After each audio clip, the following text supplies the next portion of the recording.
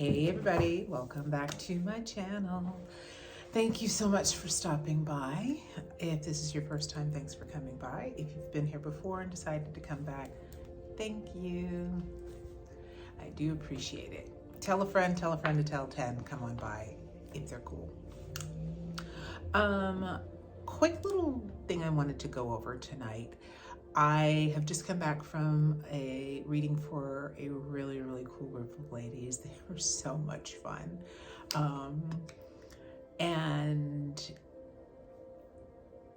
it made me kind of realize that for anyone who is new to reading professionally and reading for groups of people,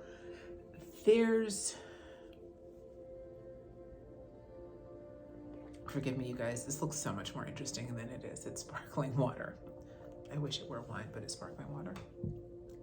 But my vocal cords are a little stressed. So there's so many things to talk about that we could discuss about being a professional reader, about reading for groups.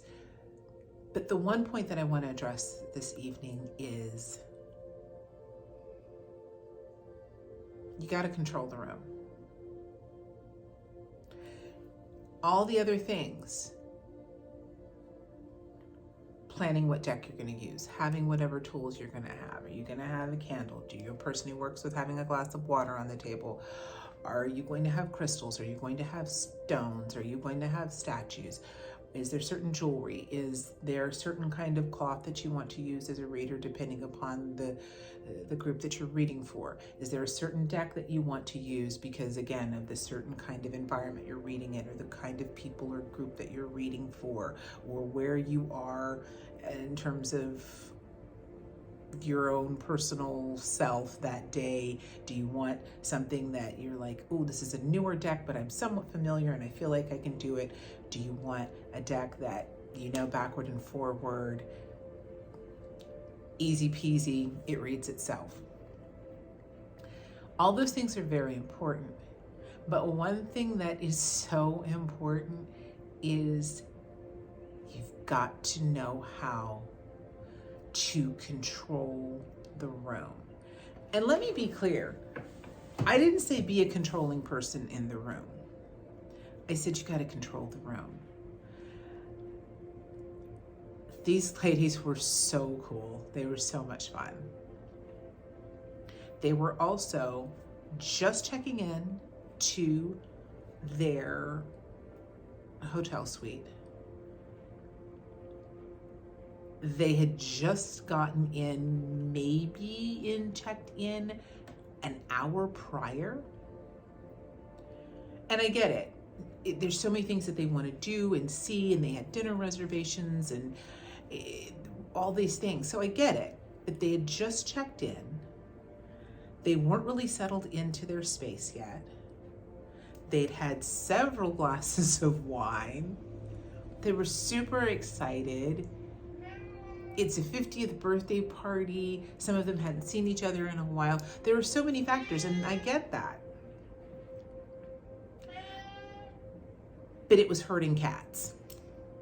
And so I would like to just say to new readers, one thing that you need to be able to do and be comfortable is to have a commanding presence to control the narrative and the situation and in the room.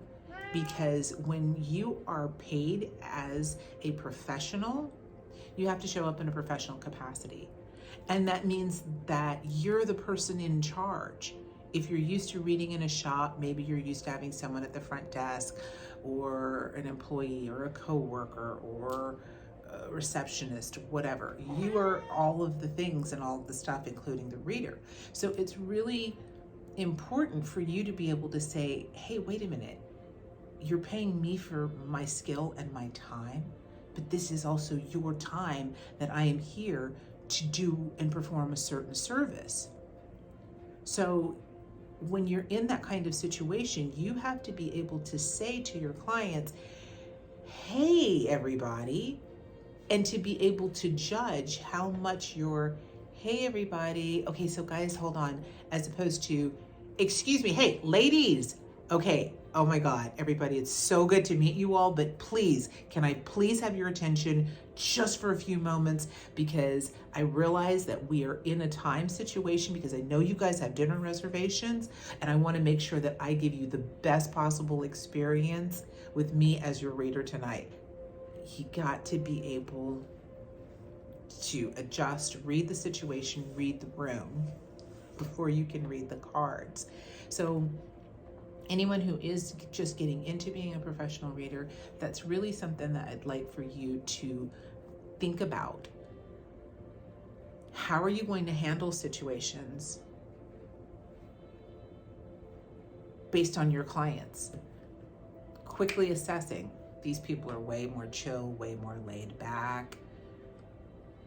There's wiggle room within the time frame of your time as the reader, of their time as to what their schedule is calling for, and then organizing and saying, okay, this is the way it's going to go.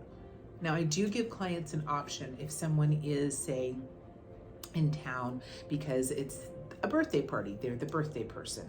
If it is a bridal party and they're the not newlywed, what do you call it, pre-married person, bride to be, whatever, I will say, okay, so we have 2 hours or we have 3 hours, whatever the allotted time is, and we can do this one of two ways. Do you want to give the guest of honor the bulk of time and I read for them first and until they are finished? So if they need 5 minutes, if they need a half an hour, if they need 45 minutes, whatever, and then the rest of the time is equally divided amongst everyone else in the group, that's an option. Or do you want me to just divide the time equally? That way, it gives you an opportunity for you to know there's some kind of structure and organization as to how this is going to go, and that gives you a chance to be able to set your timer on your phone, or if you have an egg timer or whatever you use to keep you on track. Because it's, spirit time, you get lost in the sauce. So setting that little timer, but knowing how the time will be allotted for all of your guests to have a good experience, and for you as the reader to have a good experience, but to kind of go in as a person who is organized, professional, methodical. And even if it's your first 1 or 2 times of doing a reading, in a situation like this, even if you're new to doing this, they don't have to know that you're new to doing this. Do your job, do it well. Doesn't matter if you're new. If you're good, you're good. We always are growing. We're always improving on our skill set. But that sets the tone for having a presence that says you hired a professional and that's what you've got. So it's like the teacher. It's like a professor, a college professor goes in and says, here we go. The lead flight attendant, excuse me, ladies and gentlemen, may I have your attention, please? You're the person who is the person that they're looking to for direction, guidance, in the context of a spiritual practitioner, but also as the professional that they hired to do the job. And when you do that, it just makes things go much more smoothly for you. And so it's a positive experience for you as the reader, but also for your guests and your clients to say, okay, wait, this person, they know what they're doing. I feel that I can trust their guidance because even in the mundane world, they know how to be organized and give guidance. Don't worry about if you have, ADD in your school and you're not normally organized and whatever in outside regular life. Because many of us who are readers, that's kind of a thing. Not everyone, but some of us. But if you go in, and I would suggest having this sir. Having this, really thinking about this, so that when you do have an opportunity to have reading situations, you already know how you are going to handle it. Practice with your friends, practice with your spouse, practice with your whomever, a trusted person. And, you know, is this a bridal party? Is this a big party with room with 100 people? Is this a corporate event? Whatever. But kind of play around with it and think about it, and then maybe practice so that you kind of have a speech, so to say, or if you're a person who just pops off and works better, improv and just speaking off, you know, off the top, but being able to do that effectively, then do that. But I would say do a couple of dry runs so that you know what you're going to say, and that will go so much farther to you and your guests having a really, really positive experience, sticking to the timeline, managing their expectations, and managing the structure of the reading setting. So until the next video, blessings. I hope that this helps someone out there, and I will see you guys in the next video. Stay safe, stay healthy. See you in the next video.